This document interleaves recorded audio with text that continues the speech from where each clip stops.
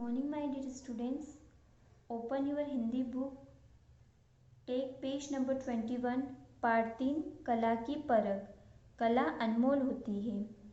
जब कला का निर्माण करने वाले कलाकार का सम्मान नहीं होता तो वह निराश और हताश हो जाता है। जिन्हें कला की परख होती है वे कला एवं कलाकार का सम्मान अवश्य करते हैं। कहानी में इस बात को सुंदर ढंग से कहा गया है, पढ़कर जानो। किसी नगर में एक चित्रकार रहता था। बुरुस व रंगों की सहायता से वह तरह तरह के चित्र बनाता था। उसके चित्र इतने सुंदर और सजीव होते कि देखते ही बनते थे।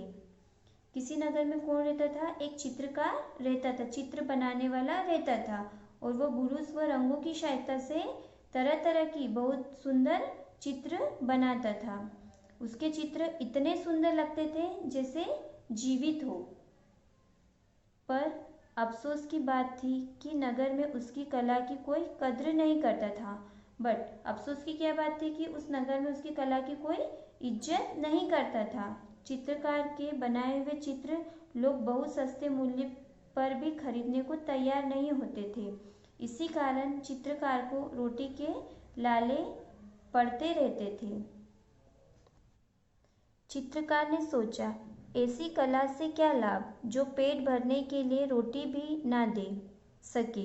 चित्रकार ने फिर क्या सोचा, इस कला का क्या लाभ है जो मुझे अपना पेट भरने के लिए रोटी भी दे ना सके। उसने ऐसा क्यों सोचा? क्योंकि उसकी कला की कोई कद्र नहीं करता था। अब मैं चित्र बनाना छोड़कर कोई छोटा मोटा व्यापार या नौकरी ही कर लूँगा। उसने क्या सोचा, अब मैं चित्र बनाना छोड़कर कुछ व्यापार या नौकरी कर लूँगा। कम से कम 2 वक्त की रोटी तो ठीक से नसीब होगी। क्या सोचने लगा, मैं छोटा व्यापार करके उसके करने से मुझे 2 वक्त की रोटी तो नसीब होगी। यह निश्चय करके वह सो गया। उस रात भी उसने कुछ नहीं खाया। देवदूतों ने स्वर्ग में जाकर कला की देवी को चित्रकार की हालत बताई और उसका निश्चय भी सुनाया। देवी सोचने लगी, अगर ऐसा ही होता रहा तो धीरे धीरे दुनिया के सभी कलाकार अपनी कला छोड़कर व्यापार करने लगेंगे। इस तरह दुनिया से कला खत्म ही हो जाएगी। कला नहीं रहेगी तो मुझे भी कौन पूजेगा। कुछ करना चाहिए। फिर देवदूतों ने उसकी कला के बारे में किसको बताया? स्वर्ग में जाके देवी को बताया और उन्होंने निश्चय किया। उन्होंने सोचा, फिर देवी ने क्या सोचा, अगर धीरे धीरे दुनिया में कलाकार अपनी कला छोड़ देंगे और यदि फिर वो व्यापार करने लगेंगे तो इस दुनिया से तो कला ही खत्म हो जाएगी। वो कला नहीं रहेगी तो मुझे भी कौन पूजेगा। सुबह हुई। हालांकि रात को चित्रकार ने निश्चय किया था कि वह कोई चित्र नहीं बनाएगा। फिर भी सुबह उठकर उसने एक चित्र बनाना शुरू किया। करीब 1 घंटे बाद चित्र पूरा कर लिया। चित्र में सुंदर मोर अपने पंख फैलाकर नाच रहा था। उसने रात में सोचा कि मैं चित्र ने, फिर भी उसने सुबह उठकर एक चित्र बनाया और उसमें क्या बनाया? उसने एक सुंदर मोर अपने पंख फैलाकर नाच रहा था, ऐसा चित्र उसने बनाया। यह चित्र अब तक बनाए गए सभी चित्रों से अधिक सुंदर था। वो सभी चित्रों में सबसे सुंदर था। इस चित्र को अवश्य कोई खरीद लेगा। उसने क्या सोचा, यह चित्र सबसे सुंदर, इस चित्र को तो अब कोई ना कोई खरीदेगा। यह सोचकर अपने घर से निकल पड़ा। घूमते घूमते शाम हो गई पर चित्र ना बिका। भूख के मारे उसका बुरा हाल था। चलते चलते वह थक भी गया था। भूख और थकान के कारण वह एक दुकान के आगे बेहोश होकर गिर गया। दुकानदार ने उसे उठाया, दुकान के अंदर ले गया। थोड़ी देर बाद जब चित्रकार को होश आया तो वह जाने लगा। दुकानदार ने पूछा, भाई तुम्हारी यह हालत कैसी हुई? चित्रकार ने सारी बात बता दी। दुकानदार को उस पर तरस आ गया। उसने तस्वीर खरीद ली। तस्वीर उसने अपने दुकान में रख दी। अगले दिन सुबह जब उसने दुकान खोली तो वह हैरान हो गया। चित्र के पास एक सोने का मोर पंख पड़ा हुआ था। आपको इतना समझ में आया? फिर उसने क्या किया, उसने दुकानदार ने वह तस्वीर खरीदी और कहाँ रख दी, अपनी दुकान के अंदर रख दी। फिर जब सुबह उसने दुकान खोली तो उसे तस्वीर के पास क्या मिला, सोने का मोर का पंख मिला। वो बड़ा खुश हुआ। अगले दिन उसे चित्र के पास फिर वैसे ही पंख मिला। उसने सोचा जरूर यह पंख तस्वीर में से ही गिरता है। उसने क्या सोचा कि यह पंख तस्वीर में से ही गिरता है, शायद चित्रकार कोई जादूगर है। अगर मेरे पास ऐसी 10 तस्वीर हो तो रोज मुझे सोने के 10 पंख मिल जाएंगे। ऐसा हुआ तो मैं शीघ्र ही बेहद धनी बन जाऊंगा। उसने क्या सोचा, यदि मैं इससे 10 चित्रकार से 10 और चित्र खरीद लेता हूँ तो मेरे पास 10 और सोने के पंख आ जाएंगे और मैं जल्दी ही धनी बन जाऊंगा। मुझे उस चित्रकार की तलाश करनी चाहिए। यह सोचकर दुकानदार तुरंत चित्रकार की तलाश में निकल पड़ा।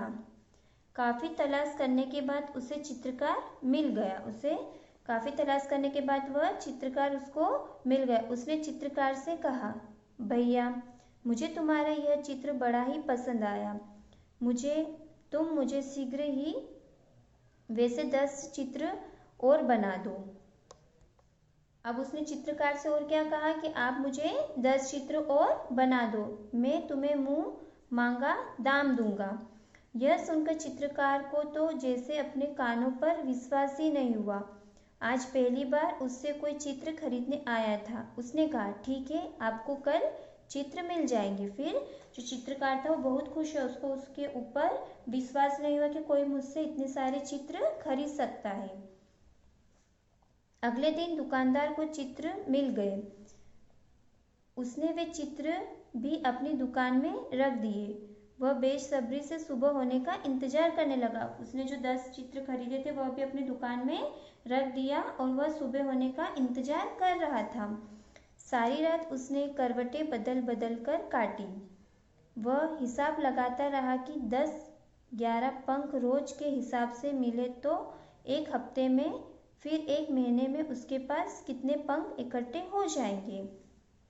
ठीक है।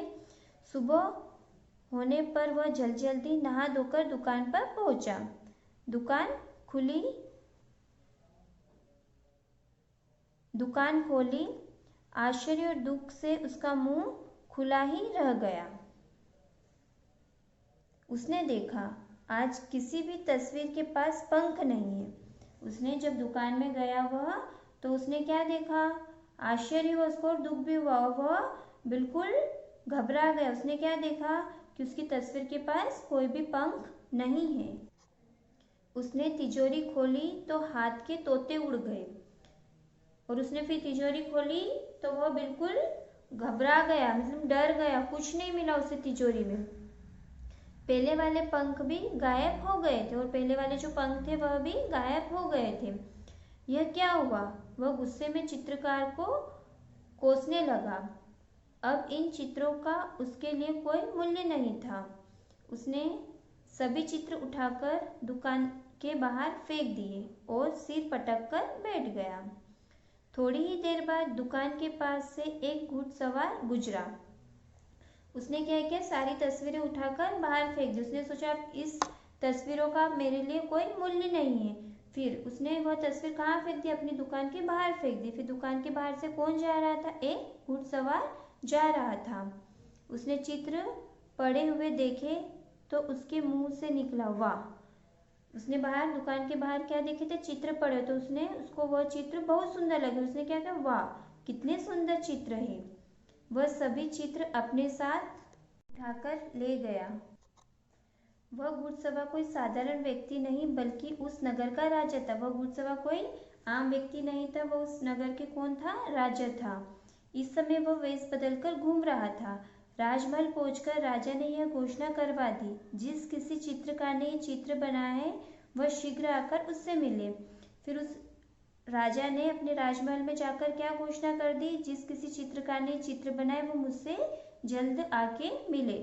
चित्रकार ने भी घोषणा सुनी, वह राजा से मिलने गया। फिर जो चित्रकार था उसने भी यह घोषणा सुन ली थी, वह राजा से मिलने के लिए गया। राजा ने कहा, मुझे मालूम नहीं था मेरे राज्य में इतने महान कलाकार भी रहते हैं। मैं आज से तुम्हें अपने दरबार का चित्रकार नियुक्त करता हूँ। फिर उस राजा ने उसे उस दरबार का क्या नियुक्त कर दिया, क्या घोषित कर दिया, उसे चित्रकार घोषित कर दिया। चित्रकार की खुशी का ठिकाना न था। वह प्रसन्न मन से घर लौट आया।